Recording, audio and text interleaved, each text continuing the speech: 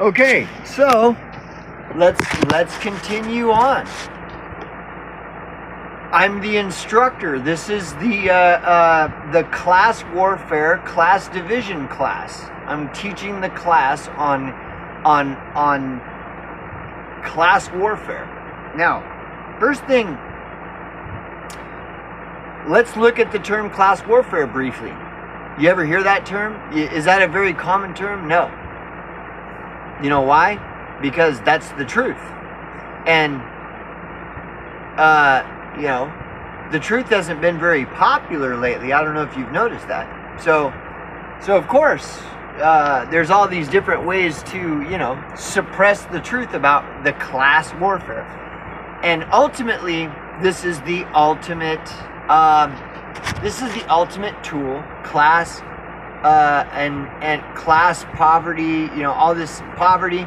These are the tools that they use that the rulers, the masters, use to enslave us and genocide us and control us.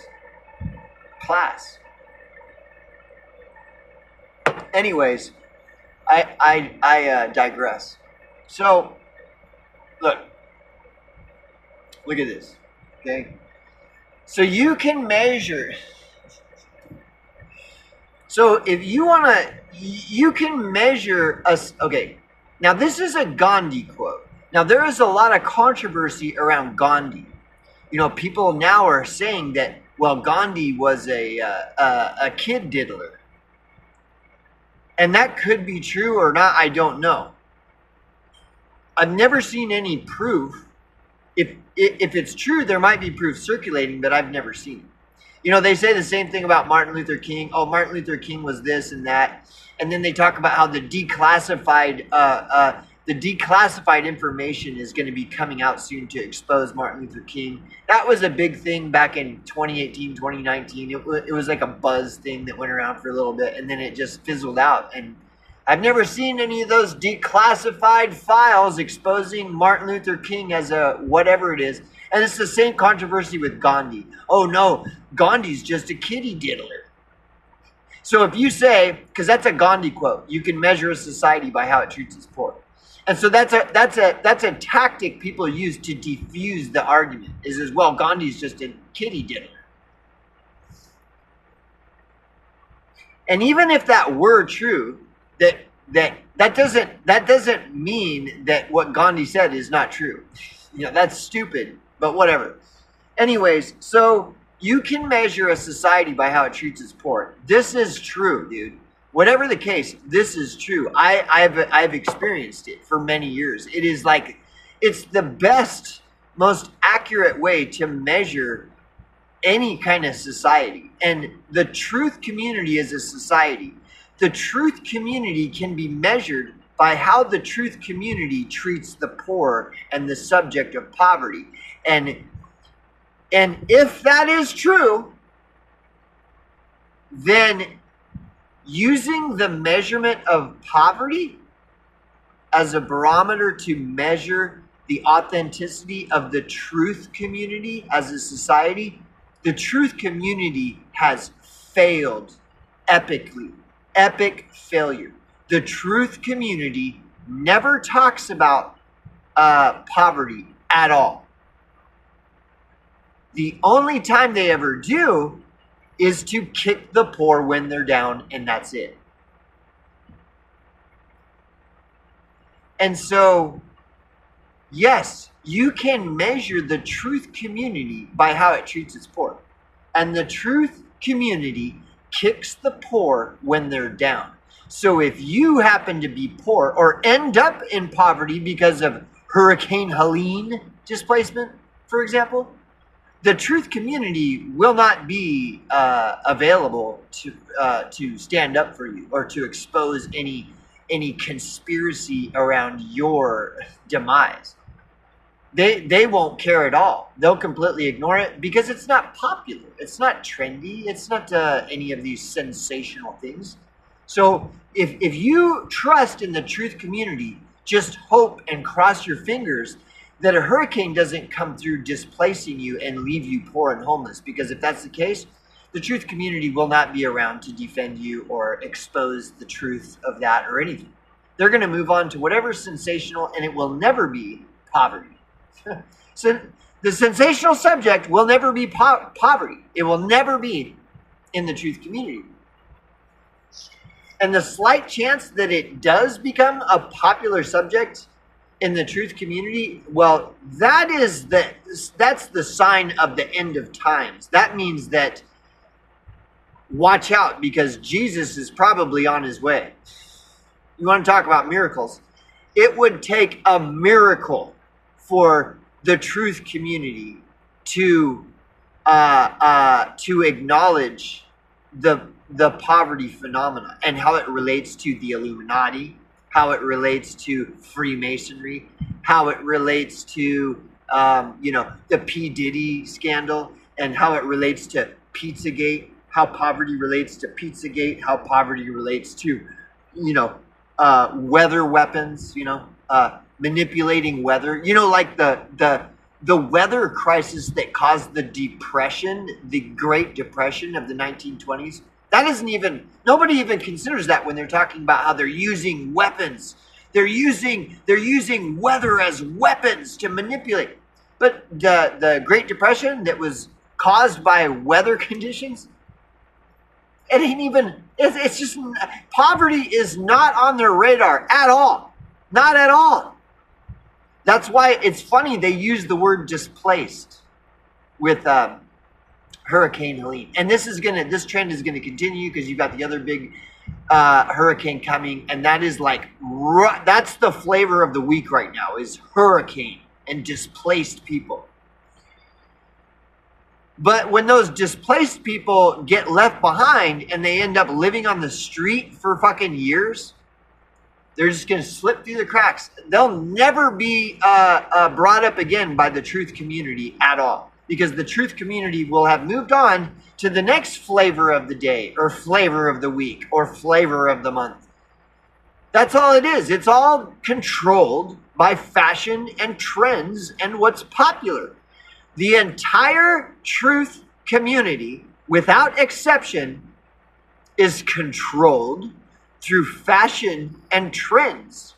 Isn't that curious that it was Barnes that had pointed that out in the fucking 50s and 60s, that everyone is controlled through fashion and trends? But somehow the truth community has been exempt from this formula. No, the truth community doesn't have to be held to those standards, because if it's popular and trending in the truth community, well, then it's true. It should be trending. It should be popular. It should be what's talked about, because it's the truth community talking about it. It's funny how all you have to do is claim yourself a truther, and then that's it. You're honest. You don't lie because you're a truther. You're part of the truth community. There's even these frauds that try to pretend as though they're critiquing the truth community. There's these fraudulent truthers within the truth community that try to pretend like they care about that there are frauds in the truth community. The ironic thing of it all is they themselves are fucking frauds. Okay? Now you might say, well, how do we know you're not a fraud? Fair question. And I encourage you to continue to ask these questions. But one thing about me is I'm not bringing in 5 and 6 figures a year. And the examples of these so-called truthers that are pretending like they're critiquing the truth community when they're just another fraud, those people are all bringing in 5 and 6 figures a year off of their shitty, might I add, truther channels. These people that make 5 and 6 figures a year are the ones that are saying, well, the sad thing about the truth community is that you've got all these, you got all these grifters, and they're really giving the truth community a bad name and stuff.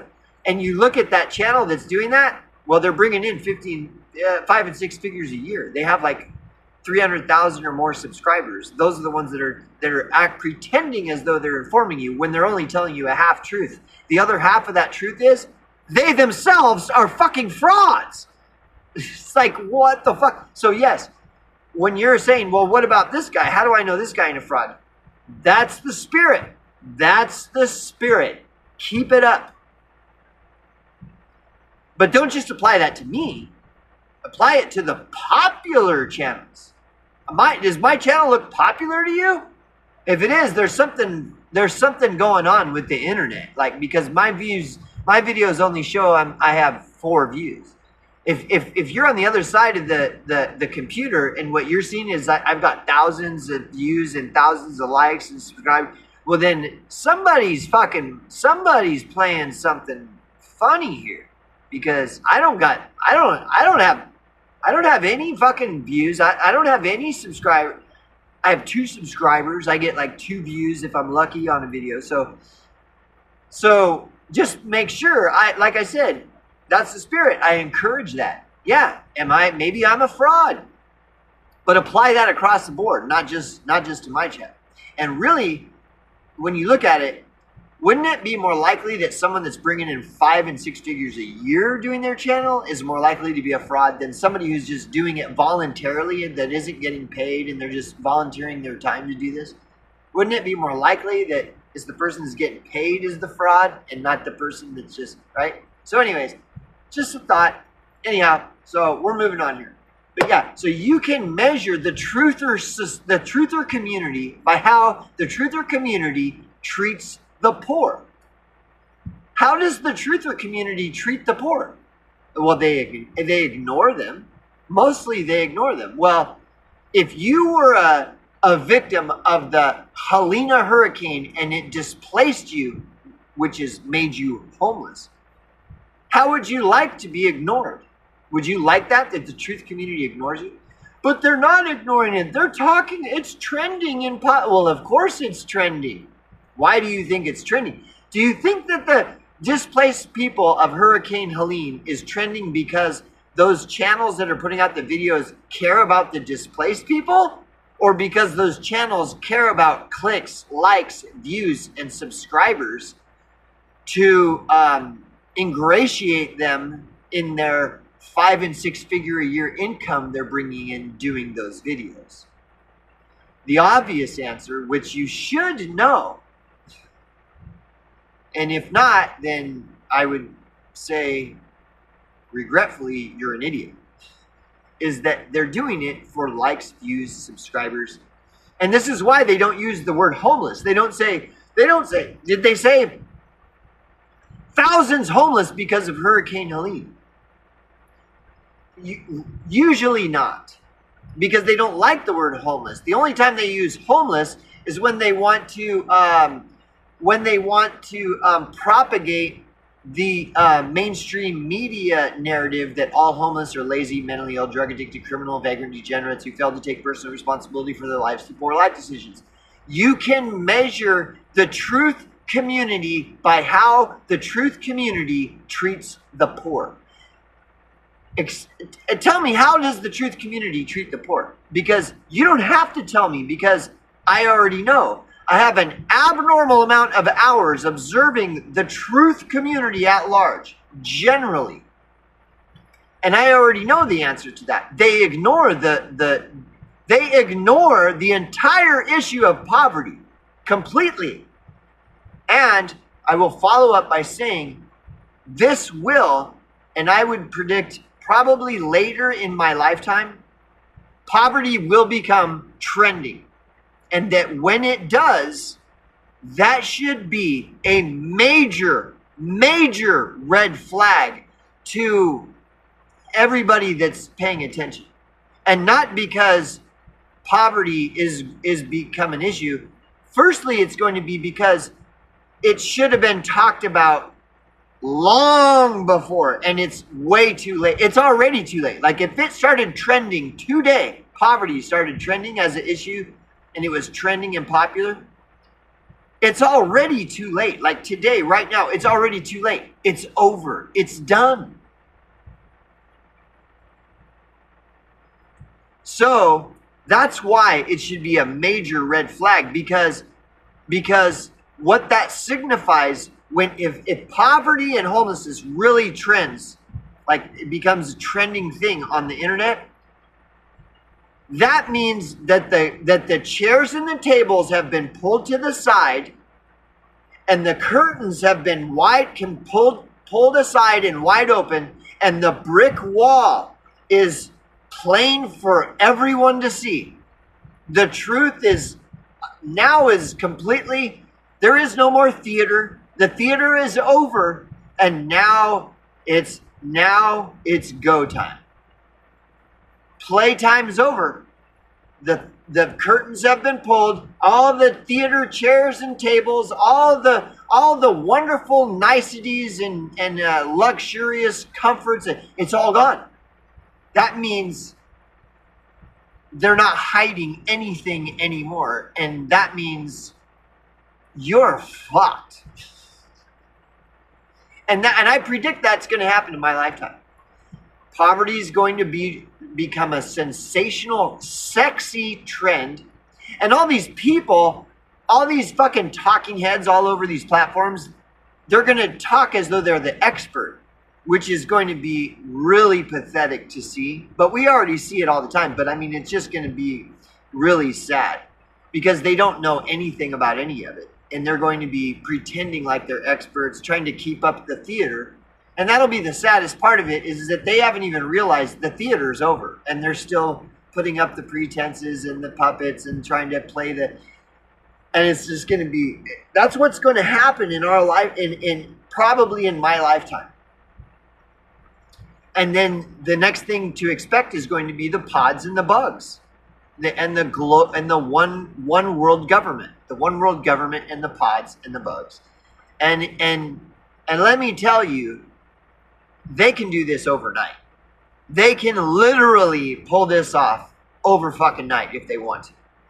They could crash the economy today. And if they crash the economy today, by tomorrow, most of this country alone would be homeless. Homeless! The very thing that no one wants to talk about. The irony of this is beyond the pale of bizarre. They can literally crash the entire fucking economy right now.